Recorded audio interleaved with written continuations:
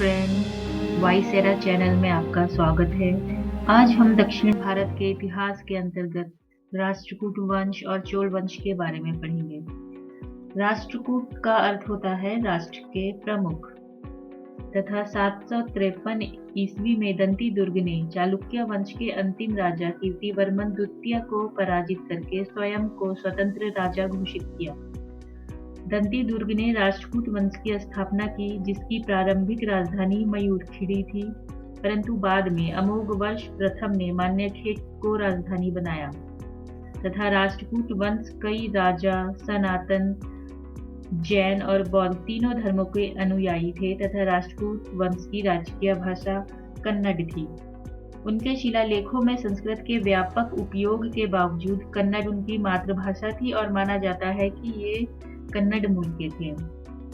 अतः स्पष्ट है कि दंती दुर्ग ने राष्ट्रकूट वंश की स्थापना की और इसकी पहले राजधानी मयूरखिड़ी थी, लेकिन बाद में अमोघवर्ष प्रथम ने मान्यखेट को अपनी राजधानी बनाया तथा राष्ट्रकूट वंश कई राजा, सनातन, कई धर्मों के जैसे जैन और बौद्ध तीनों धर्मों के अनुयायी थे तथा इनकी राष्ट्रकूट वंश की राजकीय भाषा कन्नड़ थी। राष्ट्रकूट वंश के ऐतिहासिक स्रोतों की बात करें तो ये कुछ शिलालेख हैं तथा कुछ साहित्य हैं जिनसे पता चलता है राष्ट्रकूट वंश के बारे में।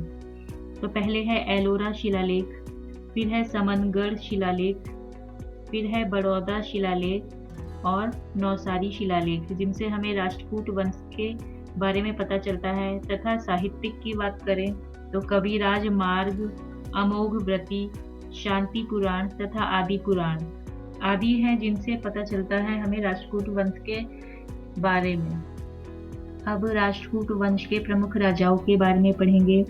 पहले हैं दंती दुर्ग। दंती दुर्ग का शासनकाल 733 से 756 ईस्वी तक रहा। दंती दुर्ग चालुक्य राजा कीर्तिवर्मन द्वितीय का सामंत था और कीर्तिवर्मन द्वितीय की हत्या कर उन्होंने राष्ट्रकूट वंश की नींव रखी। उसका नाम दंती दुर्ग यानी कि जिसका किला उसका हाथी, इस नाम का अर्थ है जिसका किला उसका हाथी। यह नाम उसकी सैन्य वीरता और उपलब्धियों का भी प्रतीक है।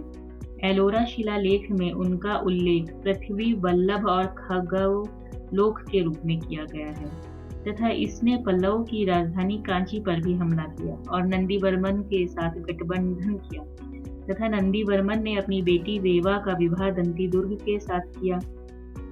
अतः ससुर पल्लव राजा नंदीवर्मन की कांची को चालुक्य से वापस पाने में मदद की और उसने मालवा के गुर्जर, कलिंग, कौशल और श्री साइलम शासकों को भी हराया। अब राष्ट्रकूट वंश के दूसरे महत्वपूर्ण राजा के बारे में पढ़ेंगे, कृष्ण प्रथम। कृष्ण प्रथम का शासनकाल 756 से 774 ईस्वी तक रहा। कृष्ण प्रथम के द्वारा चांदी के सिक्के चलवाए गए और भांडक शिलालेख में शुभ तुंगा यानी कि समृद्धि में उच्च और अकाल वर्षा, लगातार वर्षा करने वाला राजा का उल्लेख किया गया है तथा एलोरा, जो कि औरंगाबाद महाराष्ट्र में है, की चट्टानों को काटकर बेजोड़ कैलाशनाथ मंदिर कृष्णराज प्रथम के ही काल में बना यह मंदिर भगवान शिव को समर्पित है तथा यह मंदिर अखंड है, अर्थात चट्टान के एकमात्र टुकड़े से बना हुआ है। और इनके मृत्यु के बाद इनके दो पुत्रों गोविंद द्वितीय और ध्रुव के बीच उत्तराधिकार की लड़ाई शुरू हुई, जिसमें ध्रुव विजयी हुए और अगले राजा वो बने। ध्रुव का शासनकाल 780 ईस्वी से 793 ईस्वी के मध्य था। ध्रुव को धारावर्ष के नाम से भी जानते हैं। इन्होंने उत्तर भारत के शक्ति स्थल यानी कि कन्नौज पर अधिकार करने हेतु सफल अभियानों में भाग लिया और गुज्जर प्रतिहार राजा नागभट्ट द्वितीय और बंगाल के पाल धर्मपाल को गंगा यमुना दोआब के पास पराजित किया और गंगा यमुना के प्रतीक चिन्ह को अपना राज्य चिन्ह बनाया। तो ध्रुव ने अपना राज्य चिन्ह गंगा यमुना के प्रतीक चिन्ह को बनाया। अब गोविंद तृतीय के बारे में पढ़ेंगे। ये ध्रुव के पुत्र थे जिन्होंने राष्ट्रकूट राज्य को ऊंचाई पर पहुंचाया। इन्होंने उत्तर भारत पर हमला किया और पाल राजा धर्मपाल को हरा दिया और प्रतिहार राजा नागभट्ट द्वितीय से मालवा भी छीन लिया था।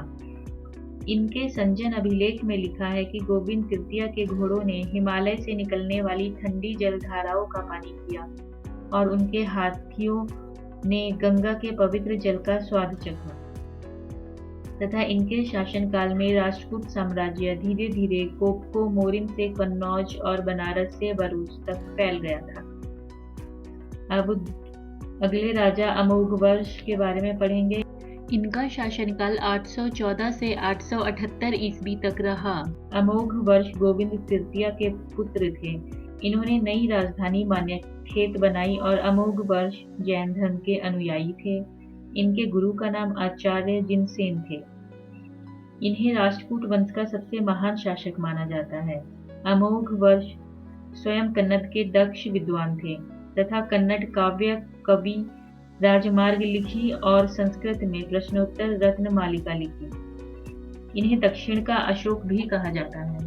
तो अमोघवर्ष को दक्षिण का अशोक कहा जाता है। इस वंश का अंतिम शासक कृष्ण तृतीय बना, जिन्होंने अपने मार्ग को संगठित कर नर्मदा से कावेरी तक फैलाया और उत्तरी तमिल देश टोंडई मंडलम को अपने राज्य में मिलाया।